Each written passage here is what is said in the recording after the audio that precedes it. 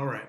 Hey, everybody, this is Jeff Martin with Magic City Books. I'm so thrilled to have you with us here for our ongoing virtual author event series, which we've been doing for about a year now. We've done well over 125 of these virtual events, and it's been a great way to stay connected with all of you and meet with new authors, some who we've done in-person events with before, some who we've never met before, some people who we might not even get a chance to bring to Tulsa. So it's been a trying time, but using this technology has been a way to open a lot of doors for us as well. And it's also been a great way to stay tethered with our audience and also meet new people. One of the benefits of this technology is if you might be watching from other states, other countries, who knows where. And if you don't know about Magic City Books, we're a nonprofit bookstore in Tulsa, Oklahoma, in the Arts District in the downtown area. And if you ever get through here, stop by and say hi, and we'd love to see you.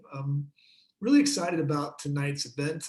Before I get into that, I will tell you we got a busy spring lined up. So I'd encourage you to go to our website, magiccitybooks.com. You can see the full rundown there. We'll put a link, I believe, right here in the chat. You can see it. Just tons and tons of stuff. There are some weeks we have 4 or 5 events in a week. We're going to keep doing this virtual thing for a little while, and we might experiment a little bit in the summertime with some outdoor things if things are looking better. I hope you're getting vaccinated out there and taking care of yourselves so we can get back to doing some of that normal stuff.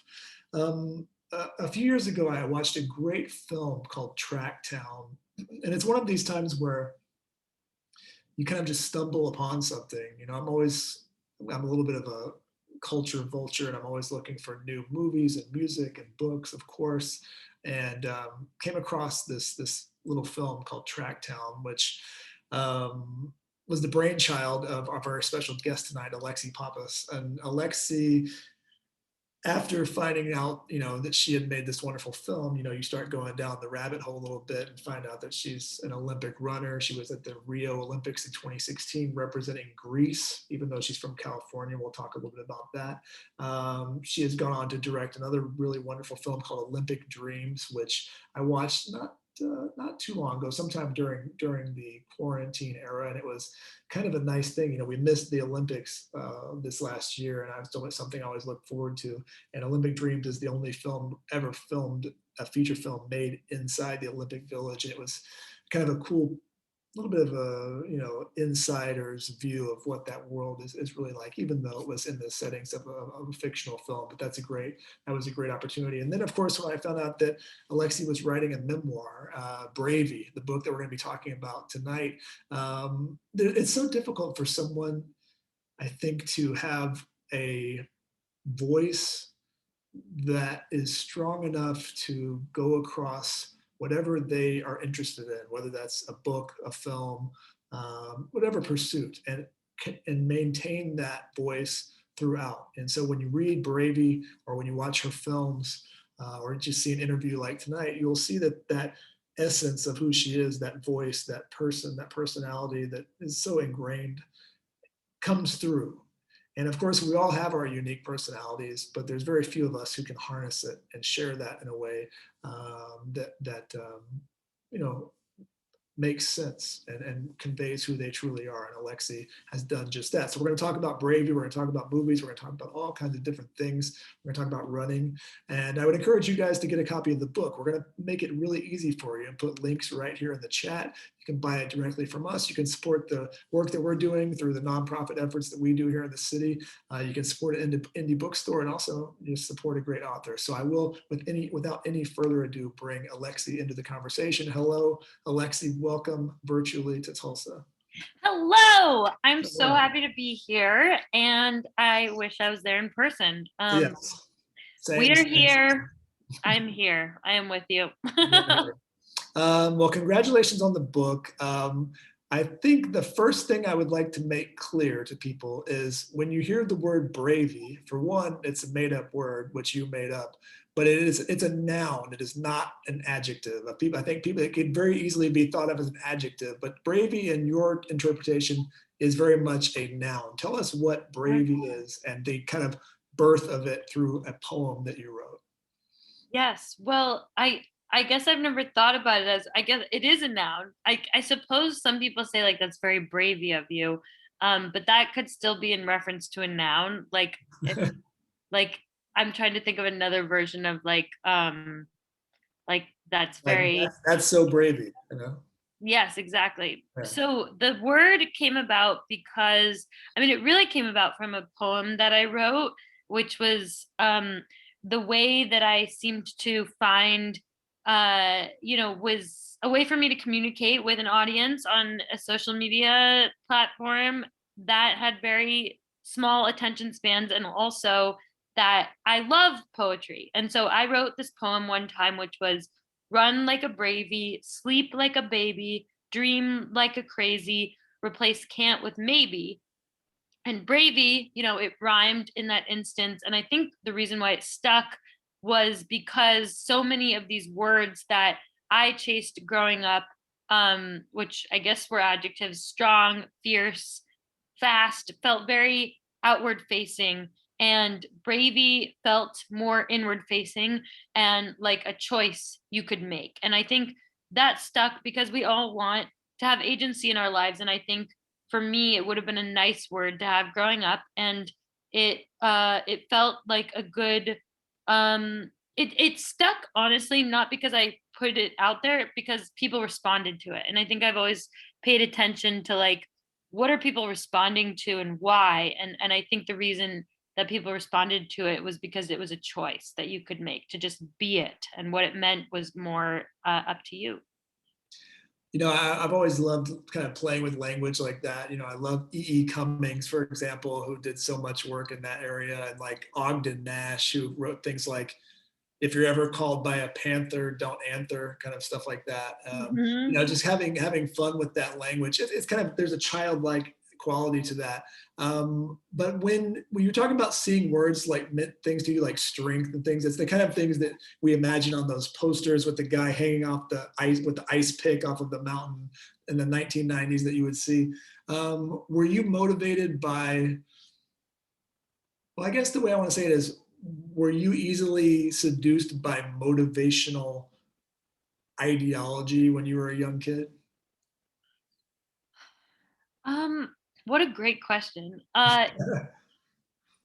You know, I want to say like not in the traditional sense, and I think because I had this sense from like a really young age that I was going to be like a little bit on my own. And I think that was because of like losing my mom young, and the way that I lost her um made me feel like I would need to have a lot more agency in my own life. And it's not that inspirational quotes and things are not supposed to help you. They are. It's just that um I don't know. I can't remember. I remember being inspired by like um energy more than like quotes. Like if I saw someone like I looked up to Mia Hamm and Britney Spears and like strong women a lot, in the 90s, and I think I was more attracted to like um people. And it was probably because I wanted, without a mom, I wanted to like figure out who I was going to be. And so what I imitated was not necessarily I needed things I could imitate. I think that's where this comes to fruition, is that like I wanted to, wear my Mia Hamm sweatbands because I wanted to feel like her. Like I wanted to feel confident. And for me that's how it translated. So uh as a young kid, I think it was more tangible maybe than quotes, if Yeah, I'm being honest, you yeah. know?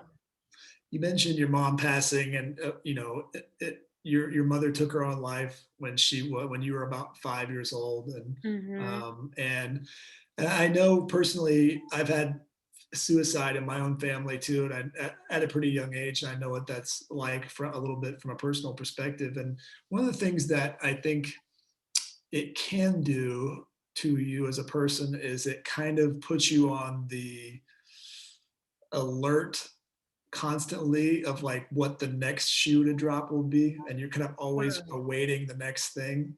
um, is that something that was true for you as a young person? And does it maintain that, or have you figured out a way to deal with that, if so? Yes, I think that it, for better and for worse, became like a big motivator and a driver for me, and partly because I didn't really understand like that there was any other option for her other than taking her own life, because of the narrative that I was like fed, and then the one that I also made up. And the narrative that I was fed about her, I mean, I didn't find out how she died until I was a little bit older, but um I was fed a kind of narrative which was that she was just so sad and she was so unhelpable that she had to leave. And I think what that meant for me was that if I ever felt that way, and I knew that like her brother also took his own life, her mom was very ill, like this runs strong in my family. So if I ever felt those feelings that my fate might be like a foregone conclusion, was really terrifying to me. And so what it motivated me to do was to run away from any association with with her, and with like sadness or not happiness. And we all know that, I mean, maybe we don't all know, but I know now, one, that she didn't get great care, and she was helpable, she just didn't get the help. um and and but I didn't know that for a really long time. I didn't know that, in fact, until I had feelings similar to what she felt after the Olympics. I had like this post Olympic depression, and I needed to like learn for myself that I could, come out of that. But to answer your question, I suppose I it just became a big, like, almost like when you play uh like wall ball, like it was the ultimate like thing to bounce off of, and to be resistant to. And it was motivating. Like I got to the Olympics motivated by a desire to be successful and happy. And I think what you find when you get to those pinnacles is that they are amazing and wonderful and life changing, but they will never solve, external solutions will never solve an internal problem. Did you watch the Michael Jordan documentary, The Last Dance? Yes, and I'm working on a project now with the team that made it. Oh, perfect. That was an unannounced segue. That was not intentional.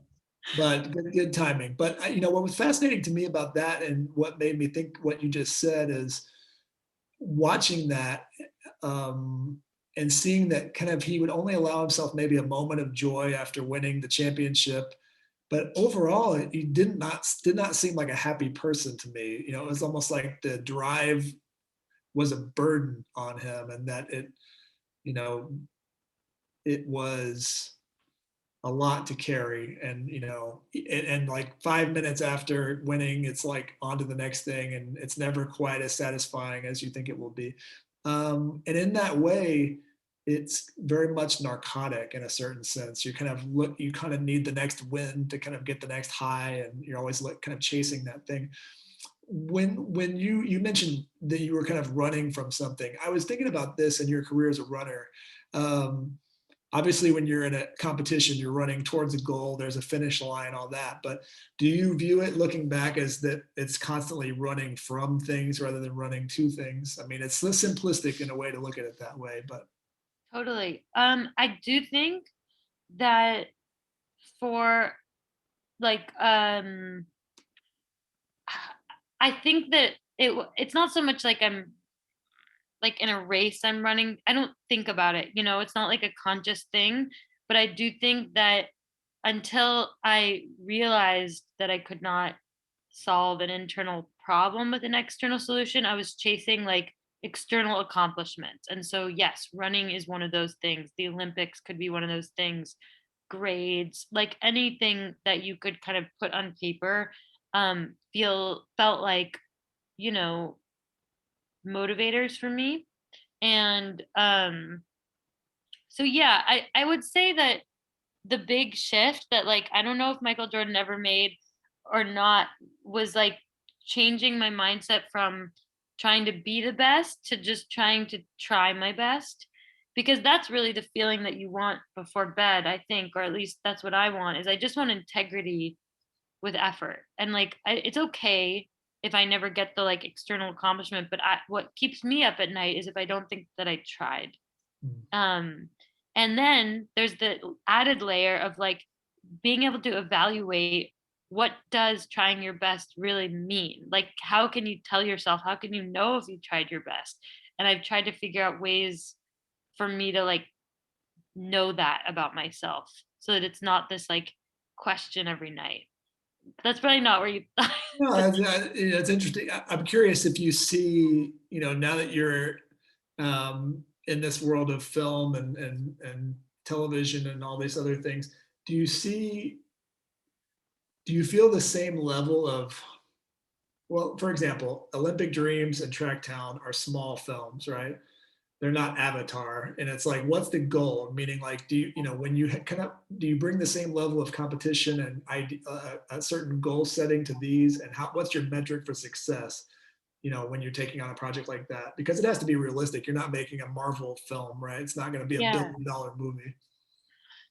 It's still to like try my best. And with the creative stuff, I do think that writing this book helped me understand what it really feels like to have tried my best and done my very best with something, because I did labor over the words in this book. And even if I think in 10 years, if I wrote this again, I would write a completely different book because you're only capturing yourself in a moment.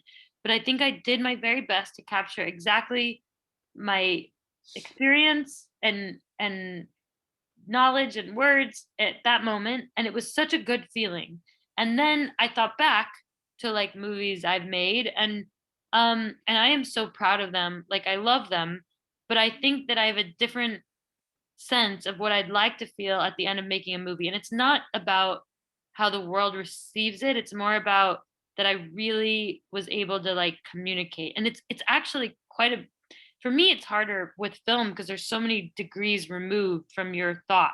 Like a book is like your thought, your experience, your thought, the words. Like it feels like a movie has layers of removed from the audience, and so it actually feels like a challenge that I still want to feel what I felt with the book with a movie that I make. Yeah. So the book, to me, was refreshing in the sense that I think it would be easy to expect it to be a certain kind of book. Like if you just think like, oh gosh, here's going to be a motivational self-help kind of book about this, it would be easy to think that, and it wasn't that. So I'm curious, when you started thinking about the project, what did you not want the book to be? Not what did you want it to be, but what were you like, it's not going to be this? Yeah, I thought that this is not going to be a running book. Like running will be a backdrop and an important environment, and it will not be s- um it will not like comfort people exclusively. Um, and it will not be exactly what I do on social media, which I think if you know my social media, it can be kind of like sweet and saccharine. It's a lot of these like short poems, but the truth and the reason why I put the poems between chapters was because the poems are melancholic and they're rooted in real experiences. And I think that social media is not the appropriate place to like share a full experience. I think that's why a book is really valuable. I think books are really important things. And so I wanted the book to be what everything else couldn't be. Mhm. Yeah, I don't know, and I will. Let me pause to say, if you guys have questions for Alexi, please put those in the Q&A, and we'll get to those as we go. So that can be about any of the topics we're talking about here. But I'm curious if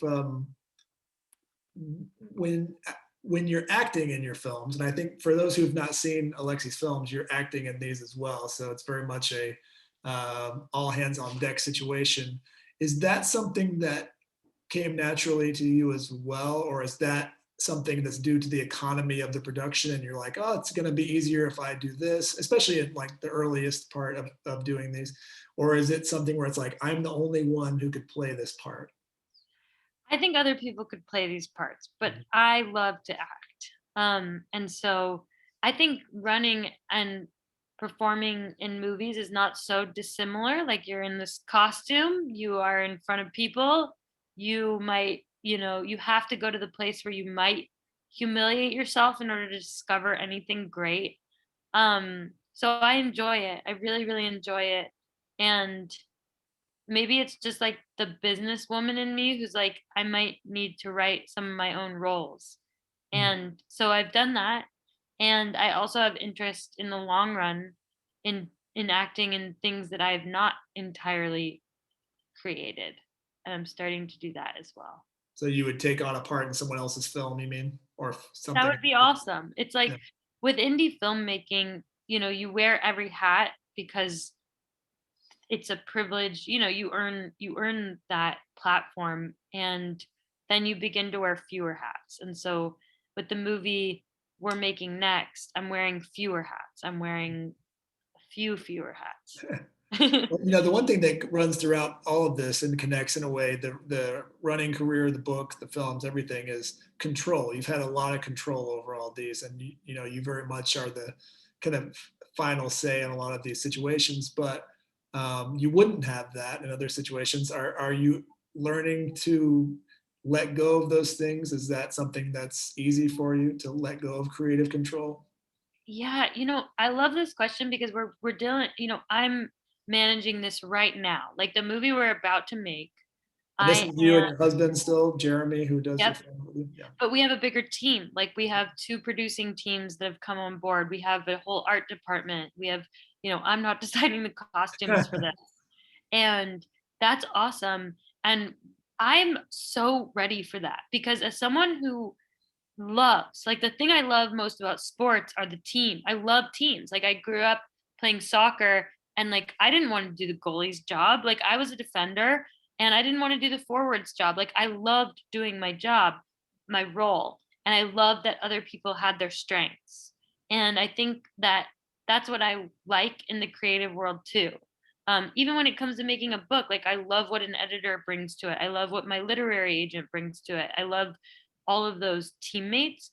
The reason why I wore all those hats was because I had to make a movie when nobody cared about a movie that I was going to make when I was 21. Um, and so I'm really embracing that, and I'm learning, what it looks like to be on a team creatively, and I like it. And I admire people who have those strengths. You know, I love that someone their entire world is like props and they love it, and I love that they love it. Yeah. When we were talking before we hopped on here, you mentioned something that really intrigued me, which was the idea of the similarities between the arc of a athlete's career and the arc of an artist's career. And one of the things, of course, that athletes deal with is they have a limited shelf life, right? Like you're probably what, 31, something like that now. Yeah. And so, you're past your running prime in terms of being a certain Olympic athlete, right? Theoretically, by the number. Well, that that is up for debate. A lot of people think that women distance runners peak at like 33. Just so you know, I'm not saying that about me personally, but Yeah, that's the in distance running. distance running. Okay, so theoretically, we're getting in the ballpark, though. Okay, Yes, we're getting there. but do you think that that's also true for artists? I mean, you could make the case that if you look at a novelist career, if you look at a filmmaker, there are moments where you can kind of see this was kind of the moment where the thing peaked and it kind of started to fall off. Do you feel that same sense of like you want to produce a certain amount of work and get things done? And now, of course, there's people, Martin Scorsese's 80 years old almost. He's still making great films. He's doing all that. So it's a different kind of peak, but it does seem like there is a moment where artists have opportunity. And, there's Yeah. that famous phrase that says luck is when preparation meets opportunity, right? Mhm. And a lot of that has to come to play to make a film or write a book and all those things. And you have a certain juice, right? Right now, you kind of have some Yeah. juice. You're getting things made. Do you Yeah. feel that, the kind of there's a certain amount of fuel in the tank? So I I think that like the way it's applied in my life and the way that is that I think that I've tried to make the most of opportunities at the moment that I have that opportunity. And even if it feels a little like, whoa, I don't know. And that even applies with the book. Like it wasn't like right around the Olympics, I was like, I want to start writing a book. But that opportunity felt possible. And I was like, I was approached by certain people and I leaned in because I like, and maybe this comes from that like core child in me of like, I like when people believe in me. And I wish that I didn't need that, but it helps. And so that is how the book conversation honestly started. It wasn't that I mean, I would like to write a book one day, but that felt like the moment. And with our films too, I think I've tried to make them about worlds that I'm in and can uniquely speak to. So Tracktown, I'm not sure what Tracktown if I would make that today because I'm not an Olympic hopeful, young girl anymore. And so I think it's more that I've tried to lean in and make the projects that I can when I can make them. And whose advice feels apt here is Bill Hader, a local legend. Yes, Um, Tulsa's own Bill Hader. Yes. yes, so we just did a talk together. He's a mentor at South by Southwest, and something that he said to me, and I'm not even sure if it made it into the actual talk because we did a longer talk and cut it down. But he was talking about how life. I'm gonna make him more eloquent than he is, but in so many words, that like life is about like chasing opportunities that you want, but also being open to the opportunities and the doors that open for you. And that's what his life has sort of been.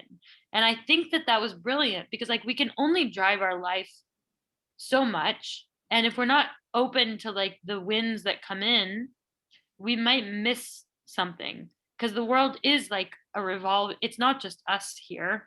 So I think rather than look at like an age and like these kind of standards based on other people's experiences, it's more like how well have I made the most of the opportunities that I have in any moment in time.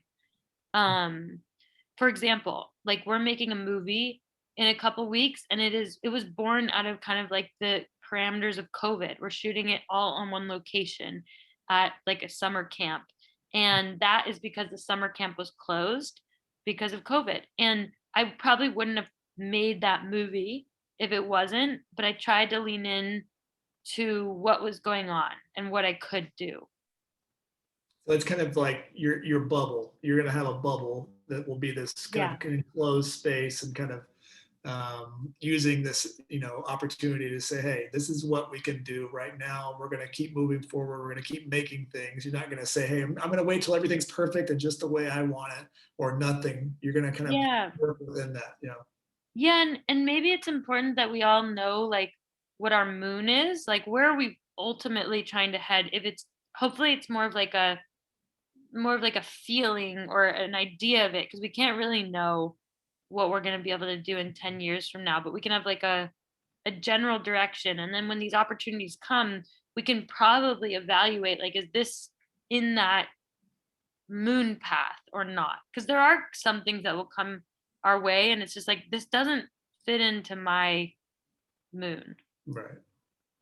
Um, have you trademarked the word Bravey? Jeremy's in the Do you own process of it? doing it. Yeah, I think we're doing that. I was Yeah. Who knew? When you're writing that poem, who knew someday you'd be trademarking the word, right? It's a weird thing. Um, I'm curious, when you were writing the book, what did you look to as, kind of stylistic markers for what you want to do? Do you read much in terms of memoir and life story? Is that an area you read a lot before writing the book? yeah, I love memoirs because it feels like you can adopt yourself as like a satellite mentee to somebody that you may not know. And I read a lot of memoirs. I liked the ones that were in essay form the best. Like I remember specifically reading Jesse Klein's book You'll Grow Out of It, which is a memoir and in essays. And I loved it because it was like there was an emotional arc and not just a narrative arc. And I just enjoyed it so much. And I was like, I would like for someone to be able to read something and maybe read it in order, but also maybe not. Mm. So you wanted something kind of episodic that you could kind of pick up and, not feel, I mean, because there is a narrative, of course, there's a through line here, but if that's the way you did it, does that mean you kind of wrote it just as things happened? You kind of weren't just going in one straight line. You were just writing things and assorting them and putting them together as they happened. Yeah, it catered more to my writing abilities, which is like I wrote the essays out of order, and then we found the order, and we even like, eliminated some or combined some. And my number one goal was that the each essay, you hopefully come to the conclusion like with the writer. Like, because I love essays where it's like it starts somewhere and then it goes somewhere else, and you're with them. You're like with the writer. Because that's how it feels to grow up, I guess. What was the hardest thing to write? I mean, obviously writing about your mother is very difficult, but at the same time, you were quite young, right? So there's certain um, cognitive distance there from some of that. But Yeah. was it difficult rehashing certain things, or was anything too much that you didn't want to put in the book, or did you have to run certain things by family members and say, "Hey, I'm going to write about this"? Yeah, there's a few things that happened. I mean, one, I really I had some challenging conversations with my dad, I think really early on because he wasn't very open about like my mom. And then it really took reading the whole thing to him, which I did before we like finished the edit and the final published book. And that was really meaningful. So like I needed him to be on board because I just didn't want to hurt him. And then, to be honest, the most challenging things to write were the really like inside baseball nuances of the running world, because it is a specific world, and like how contracts work, like certain things I needed to understand that people don't know exactly how a runner supports themselves. And so you I needed to explain things if I was even going to mention them. And so I just tried to go in as much detail as possible to tell the story, but also know what wasn't important to leave in. Um, and then certain things I left out, that like really uncomfortable moments that just didn't need to be in there. Like if it was like so specific that you could like pinpoint a person who presented a challenge to me, it was like this book isn't like, they don't deserve a time of day. Like some people deserve to be in your book and some people don't. And as long as that's how I kind of feel. Right. Yeah. So it wasn't meant to be a bitter book. And I think Right. You're not settling scores here. Yeah. no, it's just I don't need to. And I think the greatest compliment I got was from my friend Tara Schuster, and she said that I was like a kind knife. And that I was like, that's the greatest compliment I've ever received, I Yeah, think. and put that blurb on the paperback when it comes out. Yeah. We have a question from one of our viewers that touches Mhm. on running, since you just were talking about that. This is from Jasandra, and Jasandra says, as a fellow distance runner, I recognize that running teaches many valuable lessons about life and ourselves. Is there one thing you can say that's been most revelatory that you've discovered while running? Yes, two things. One, that I think some people think that certain, people are gifted in things, in writing and running and anything. And that's, we are born, and I wrote about this in the book. Like we are born with a certain, you know, genes. But what I like most about running and the creative arts alike are that we can put in time and we will get better. And that was like really nice to like understand and realize and buy into, because I was the worst on my team at one point, and it was like, how can I ever envision this being any different ever? And like it will be different. And I think the second thing is that running used to feel so complicated to me when I was little, Like I was like, oh, it's painful. It's like, what are we doing this for? It was a crazy sport. And then I started to do other things like school and creative things. And suddenly running became very, very simple. Like as long as I wasn't hurting myself, my task was to keep putting one foot in front of the other. And it became like a refreshing simplicity that I think some people still don't realize. It is simple. Like, of course it's painful, but once you accept pain as an expected thing, then running becomes more and more simple. Do you consider yourself an addictive personality, and do you consider running at certain levels an addiction? A healthy one, of course, in many ways, but do you see the similarities between certain pursuits like that? Some people choose something that's not good, like a narcotic or Mm, alcohol or something, and some people kind of can put that same thing into something else. mm, maybe. I think it's more like it's something that you feel like you can control. And Mm. so maybe that can be a good thing because we all want to like tick boxes every day and like isn't that healthy and isn't that good? But if we're going to it because everything else is out of control, maybe that's like a less healthy iteration of it. Um so I think it's more that it's so quantifiable, like you ran this mileage or this pace, that maybe as long as that's like in healthy harmony with a life, then maybe it's a good thing. And if it's not, and if it feels like something you're like we're clinging to because the other things aren't in harmony, then maybe it's like the bad parts of addiction that you're talking about. Yeah. What do you think are a couple of the biggest misconceptions people have about world class runners or people that do what you do? I think that people think that we're like sometimes superhuman in ways that we're not. Mhm. And that's okay. That's like a lovely thought.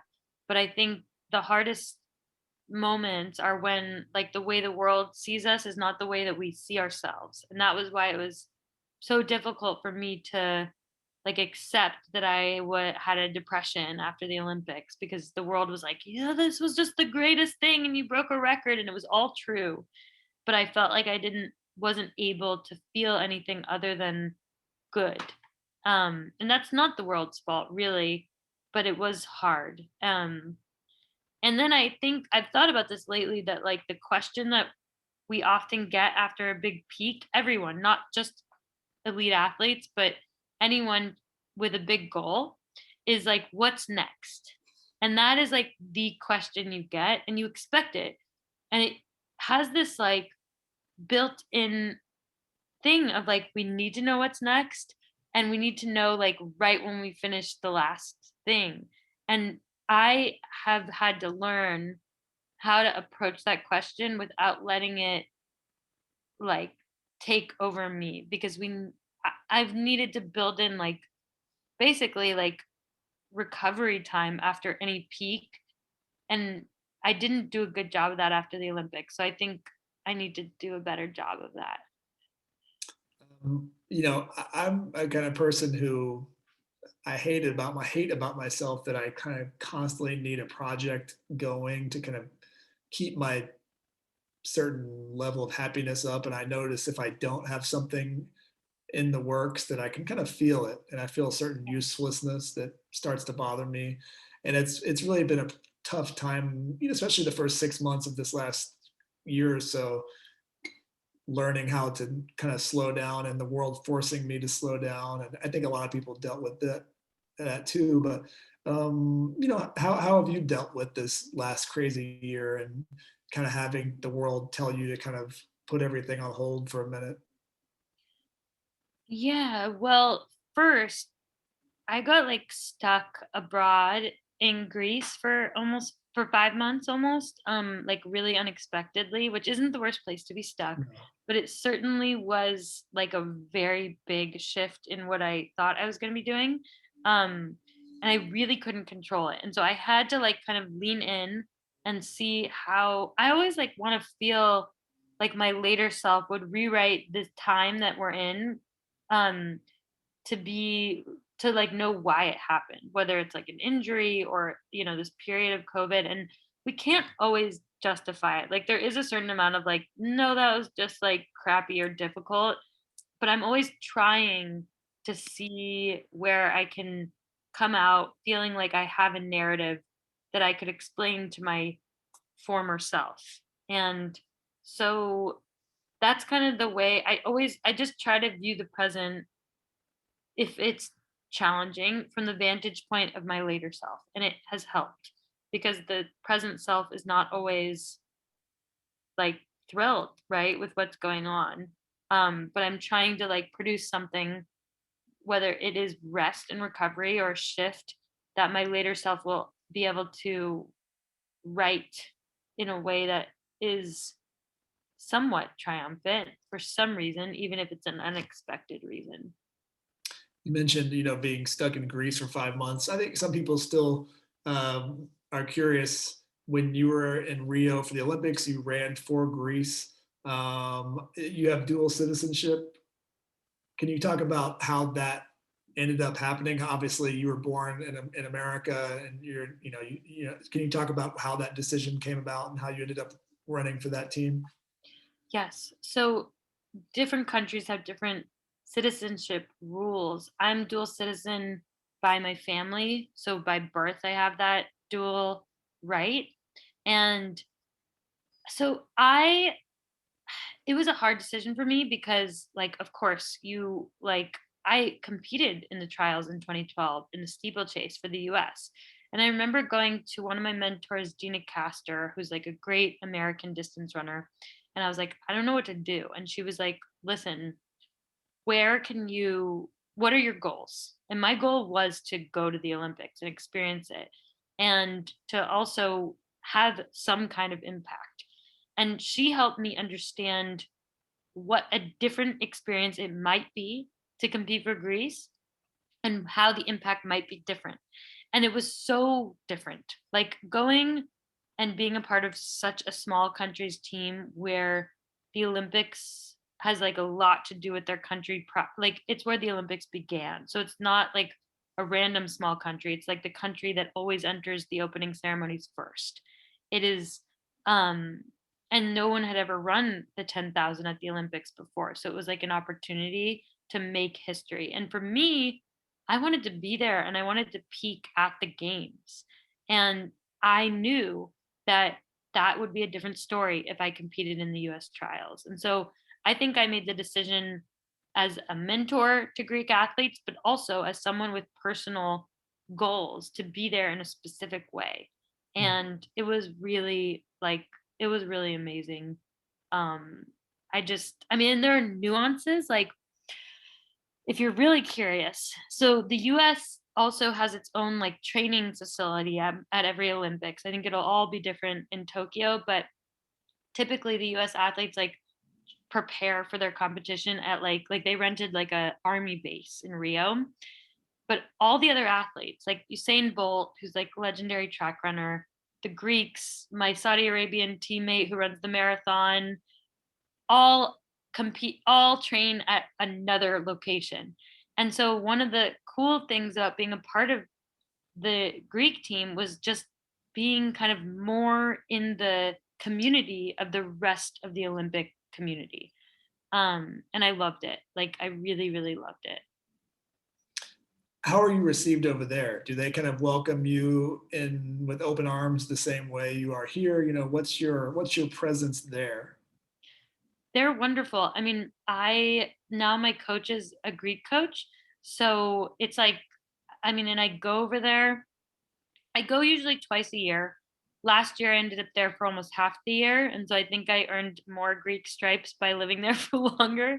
But, you know, they embrace me in the same way that, like, I mean, they just treat me like I'm a part of it. Like I don't feel different over there. I do feel like their philosophy on distance running is different, but that's like again getting into like training nuances, not team nuances. And I specifically remember my first race for the Greek team was in Amsterdam and I ran and I fell and I cut my leg on someone's spike. Like we wear these spikes and I finished the race anyway. And I was like covered in blood.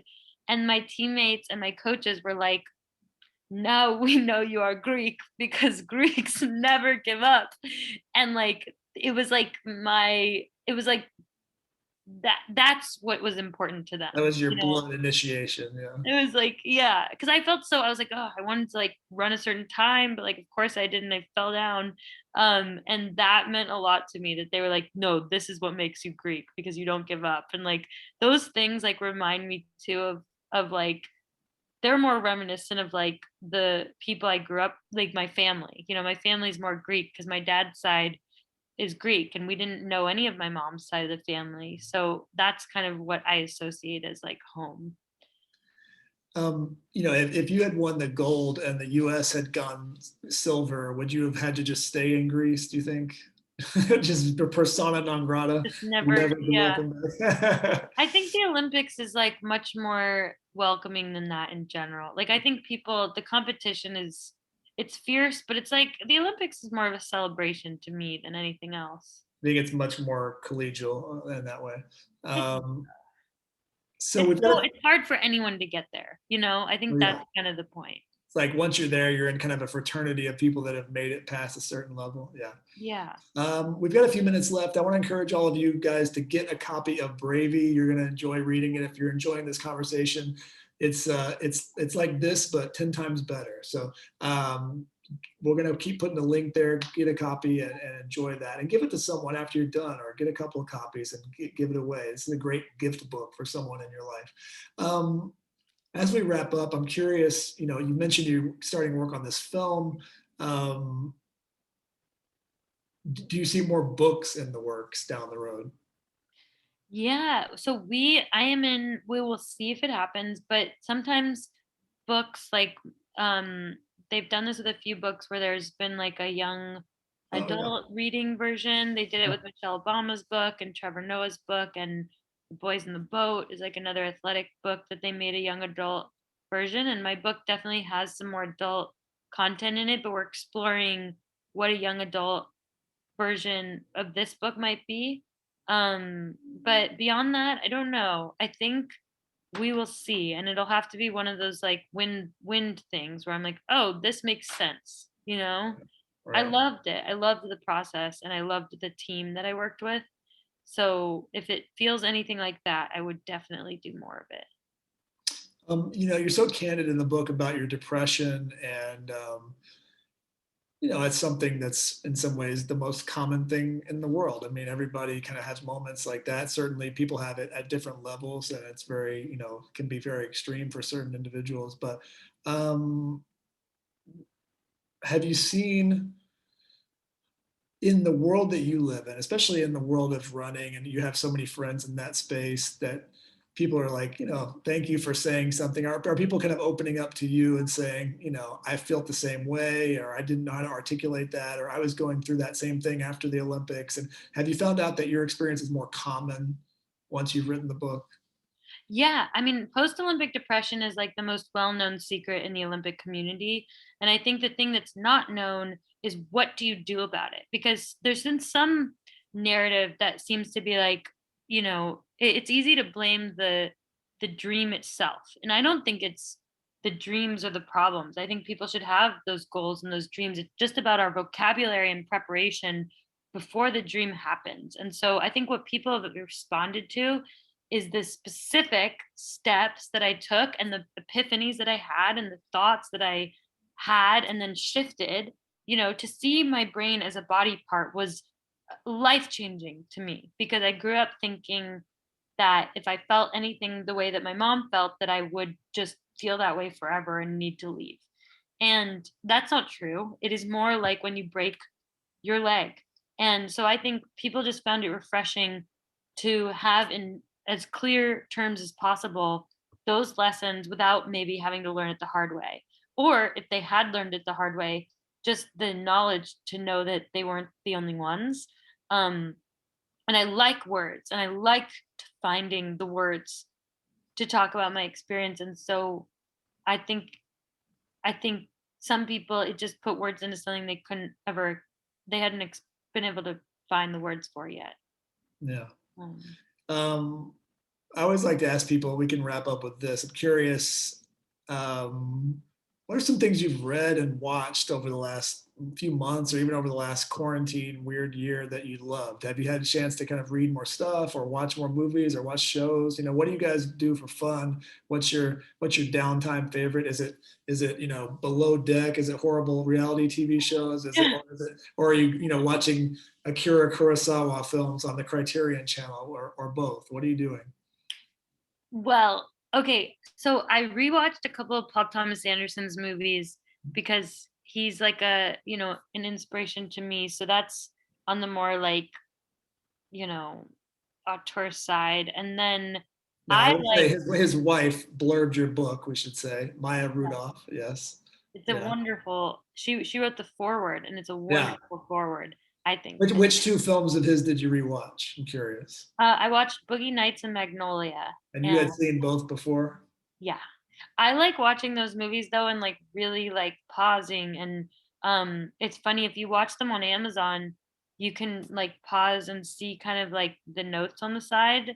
And I'm Mhm. really into that stuff now because when you read it about a scene, they might say like this was an improvised scene and it's like, "Oh, that's awesome." Or this scene was originally like with Phantom Thread, I read that, there's a scene in that movie of Paul's that there's a big ball, and then afterwards there's a scene where the ball is like You did half. like a New Year's Eve party. Yeah. Yeah, yeah, and it's like half cleaned up in the next scene, and there's a really cool little scene with like the half cleaned up party. And that was not planned for, but Paul saw them like cleaning up the actual set and was like, wait, wait, wait, can we get something here? And that's just like, I'm trying to learn how, someone like that thinks. And so that's kind of been, you know, Those are kind of homework movies. You're learning while you're watching. Yeah. it's homework, but it's also like inspiration because you can understand that like he's so brilliant and he's also a human being who like was able to pause and see something in the very moment that was really good and Yeah. lean Those are in. great. Those are all great. I love him. What else? Anything else great Well, that I you also watched like Chopped and like See read? Bobby Flay and like all those food shows. Those like really calm me down at night. And then Top Chef. Are you into Top Chef? oh yes, of Yeah. course. I New like it's season. New my season just started. Yeah. I know. I'm so Portland. excited. Yeah. That my life will be made when I get to go help judge on that show. That's that's Um, that's how you'll know you've really made it. You yeah, judge on Top Chef. Okay. and then I've kept up with like memoirs that I enjoy, but I recently got this is so strange. So I usually don't cook with cooking restores my willpower. I usually don't cook with cookbooks, but I recently was mailed a bunch of books from like the Ottolenghi cookbooks. Yeah, like And Plenty and some of those books. yes, Yeah. and I've tried like a few actual recipes and like I understand why recipes exist, like they're there for a reason and I just never give myself like the ingredients or the time, but I'm trying to like do that a little bit more. I still don't have like quite the patience for it, but I know that it pays off when I do. Yeah, yeah. So that seems like a good thing. So we're talking Oda Lange cookbooks, Paul Thomas Anderson movies, and food reality shows. That's kind of in some ways a great I think that's a pretty decent quarantine survival kit right there. So Yeah. especially like a movie like Magnolia, which is like 8 hours long. So it gets you through, and you can kind of watch them in chunks. Well, this has been so fun, Alexi. I really appreciate you taking some time with us. I hope everybody will get a copy of Bravey. You guys will enjoy it so much, and I think get so much out of it. But really, thank you so much for the time. Thank you so much. And I cannot wait to come in person. It's like, it's such a wonderful like community. And I've observed from afar something that I know that I will experience in person one day. So thank you. We'd love to have you anytime. All right, everybody, stay safe, take care, get vaccinated, and we'll see you guys very soon. Bye bye.